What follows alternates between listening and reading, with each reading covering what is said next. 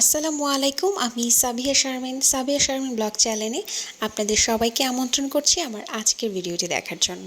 সবাই কেমন আছেন? আশা করি যে যেখান থেকে আমার ভিডিওটি দেখছেন সকলে ভালো আছেন। আলহামদুলিল্লাহ, আমিও আমার পরিবার ভালো আছি। আজকে শেয়ার করব আমার ব্যস্তময় দুপুর।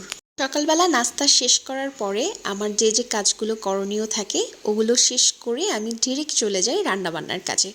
যেহেতু আমার হাজব্যান্ড দুপুরে খেতে আসে 1:30 থেকে 2টার মধ্যে, মাঝে মধ্যে 3টে হয় যদি অফিসে খুব বেশি কাজ থাকে তাহলে, কিন্তু মেইনলি সে আসে দুপুর 1টার আজানের পরে 2টোর মধ্যে। তাই আমাকে খুবই জলদি রান্নাটা শেষ করতে হয়, খুবই দৌড়ের উপরে থাকতে হয়। তার মধ্যে তো 2টা বাচ্চার গোসল খাওয়া দাওয়া আছেই, এবং সাথে সাথে ঘরের বাড়তি কাজ। আসলে সব কিছু তো ওইভাবে ভিডিও করা একেবারেই পসিবল না। জাস্ট একটু থেমে যতটুকু সম্ভব অতটুকুই নেওয়ার চেষ্টা করেছি। আর আমরা যারা ভিডিও করি, ব্লগিং করি, তারা কিন্তু আমরা সকলেই জানি যে একটা কাজ যদি আমরা ভিডিও করতে নিই সেই কাজটা কিন্তু অনেকটা সময় লাগে মানে কাজটা কমপ্লিট করতে।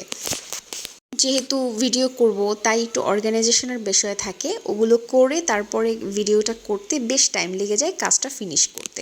তো এইভাবে করে যদি প্রত্যেকটা কাজ আমরা ভিডিও করতে চাই তাহলে কিন্তু পুরো একটা দিন আমরা কভার করতে পারবো না। আর যেহেতু এটা আমাদের রেগুলার লাইফের কাজগুলো আসলে ওইভাবে করে দেখানো পসিবল হয় না। তবুও যতটুকু পেরেছি আপনাদের সাথে শেয়ার করলাম। কথা বলার সাথে সাথে আমি বাচ্চাদের জন্য একটু সবজি খিচুড়ি বসিয়ে দিয়েছিলাম। সকালে ওদেরকে এক এক দিন এক এক রকমের খাবার দেওয়ার চেষ্টা করি। মাঝে মধ্যে ওটস, পাউরুটি বা হাতে বানানো রুটি, ডিম ভাজি করে খাইয়ে দিই। আজকে ভাবলাম একটু সবজি খিচুড়ি খাওয়াই, প্রত্যেক দিন একরকম খাবার বাচ্চারা খেতে চায় না। তো খিচুড়িটা বসিয়ে দিয়ে আমি একটু রান্নাঘর ক্লিন করে নিলাম। এর মধ্যে খিচুড়িটা হয়ে গেছে। ওদেরকে এখন খাইয়ে দিয়ে আমি দুপুরে রান্নার ব্যবস্থা করছি।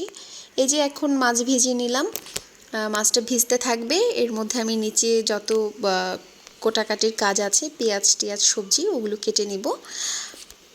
আমি যখন কাজ করতে থাকি আর আমার 2 মেয়ে ওইদিকে ঘরের একেবারে 12টা বাজিয়ে দেয়। যত খেলনা আছে সব ফ্লোরে ফেলবে, তারপর সোফার ফোমগুলোকে নিচে নামাবে। এই করে করে পুরো ঘর এত নোংরা করে যেটা আমার ঠিক করতে পাক্কা 2 ঘন্টা লাগে। কষ্ট হলেও এতে করে কিন্তু একটা সুবিধাও পাই আমি, সেটা হচ্ছে ওরা যখন খেলাটা নিয়ে খুব বেশি ব্যস্ত থাকে ওই টাইমটাতে আমি রান্নাটা কমপ্লিট করতে পারি। এইদিকে ইলিশ মাছটা কুটে আমি ভালো করে ধুয়ে নিয়েছি। এখন লবণ আর হলুদ দিয়ে মাছটা ভেজে নেব। আর আজকে ইলিশ মাছের লেজটা দিয়ে একটু ভর্তা করব। ইলিশ মাছের লেজ ভর্তাটা আমার কাছে অনেক ভালো লাগে, তবে ভর্তাটা করতে গিয়ে কাটা বাছতে খুব বেশি কষ্ট হয়। আর যদি একটু ছোট মাছ হয় তাহলে তো অবস্থা আরও খারাপ, কারণ ছোট কাটা থাকে, বাছতে অনেক সময়। আর ইদানিং কেন জানি আমার ভর্তার উপরে ক্রেভিংনেসটা অনেক বেড়ে গেছে, যার জন্য আমি ইলিশ মাছ যখনই রান্না করি তখনই এর লেজটা আলাদা করে রেখে দিই, পরবর্তীতে এটা ভর্তা করে খাই। মাছটা অলমোস্ট ভাজা হয়ে গেছে আর লেজটা ভেজে আমি বেছে নিয়েছি ভালো করে, এখন পাটায় বেটে নেব।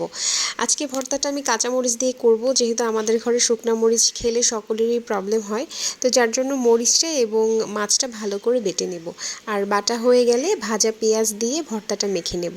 আর সাথে একটু সরিষার তেল দিয়ে দিব, কারণ সরিষার তেল ছাড়া কোনো ভর্তাই আসলে টেস্টটা পারফেক্টভাবে আসে না।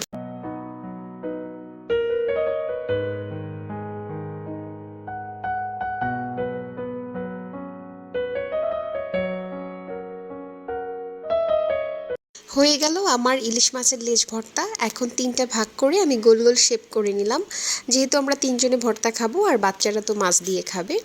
তো এই যে এখন দুপুরে খাওয়া দাওয়া করে নিচ্ছি। আপনারা তো দেখছেন আমি রান্নাবান্না করেই খেতে বসে গেছি, আসলে এরকমটা না। এর মাঝে আমার বেশ অনেকগুলো কাজ করতে হয়েছে, যেমন বাচ্চাদের গোসল করিয়ে খাইয়ে ঘুম পাড়িয়ে দিয়েছি, তারপরে আমি গোসল করে খেতে বসেছি। এর মধ্যে নামাজও পড়া হয়েছে। তো যাই হোক, আপনারা বিশ্বাস করবেন কিনা জানি না, আমার মাছটা থেকে ভর্তাটা দিয়ে খুব বেশি ভালো লেগেছে ভাত খেতে। আমি জানি আপনারা সকলেই ভর্তাটা বানিয়ে খান, তারপরে বলবো আর একবার বানিয়ে খাবেন। তো এই যে এখন আমার ড্রয়িং রুমের একটা নতুন জিনিস আনা হয়েছে, ওই যে সুর এক এতদিন আমার ছিল না, তো এটা নতুন আনা হয়েছে, কিন্তু আমার মন মতো হয়নি আর ডিজাইনটা ভালো লাগেনি। কিন্তু কি করব, এনে ফেলেছে। তারপর আলিফার পাপা বলেছে এটাকে একটু চেঞ্জ করে দিবে।